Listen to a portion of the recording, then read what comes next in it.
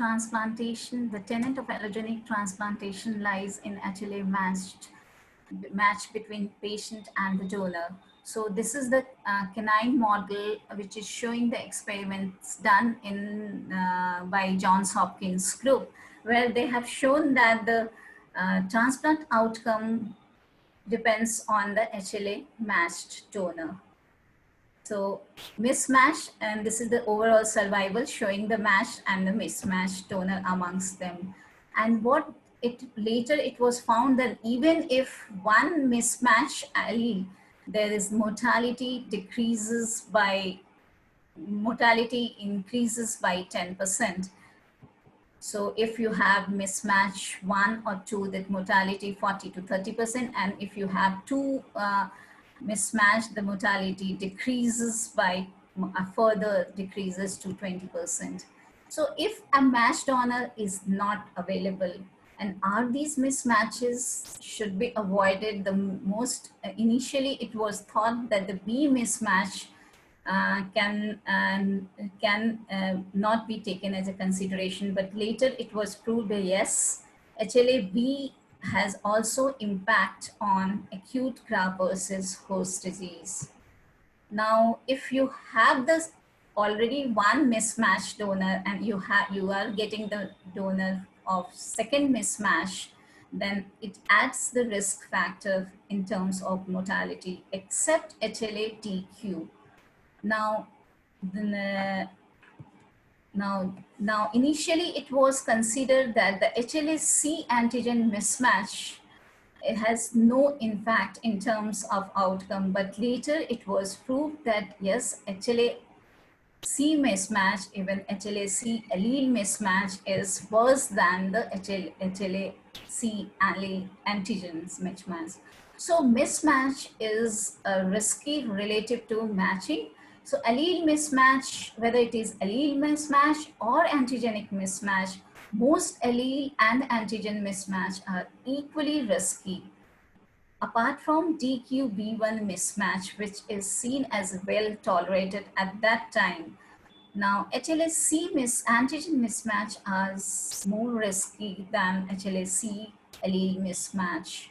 And later, and at the same time, the cord blood, in cord blood, people were thinking that HLA mismatch there can be relaxation of HLA mismatch, but later Mary Eapen had shown that with each HLA allele mismatch, the mortality increases with more of NRM, and overall survival decreases by 10%. So over to Dr. Chakraborty. Hello. I mean, yeah, just carry on. I mean, basically the next thing would be to what extent, you would dissect this. That's the very relevant clinical question. Yeah, so that is even now it is assumed that now it is the data shows the DP mismatch also matter. So what they have teased out that whether it is permissive or non-permissive. So increased DVSD is seen in cases of these DP mismatch. Now, so what is 9 out of 10 match, or is this mismatch, or 10 out of 10 match, which is the best donor in case of DPV1.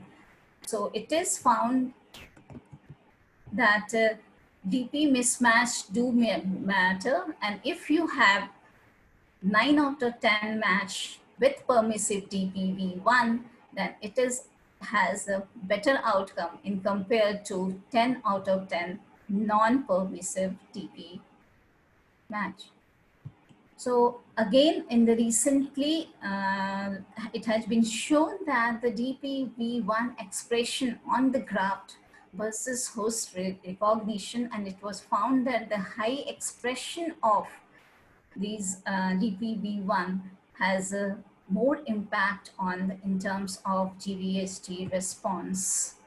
Now, the recently it had shown that even HLA-B exon variation, like the litter peptide, if you have mismatch in the litter zone, you see in terms of methionine and threonine, it improve. There is outcome is poor, and this is the recently Peter's stuffs shown in EBMT 2020.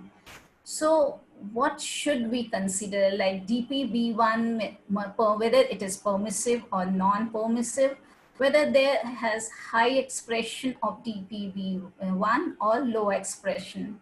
At the same time, leader gene in the mismatch do matter in case of these outcome in terms of bone marrow transplantation. So the more we analyze, the more clinically significant mismatch at non-coding area would be unraveled. Now, even with the ethnic mismatch, this is also an important thing. The ethnic mismatch has also impact in acute GVHD.